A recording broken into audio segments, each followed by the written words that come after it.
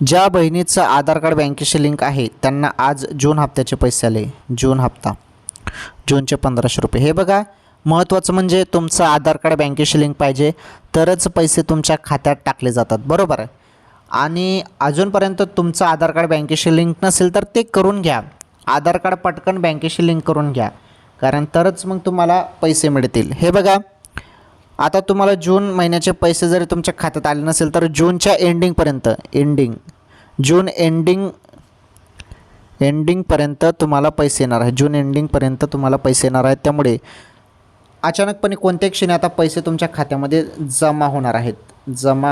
आता कोणत्या क्षणी पैसे तुमच्या खात्यात जमा होणार आहे, त्यामुळे थोडी वाट बघा.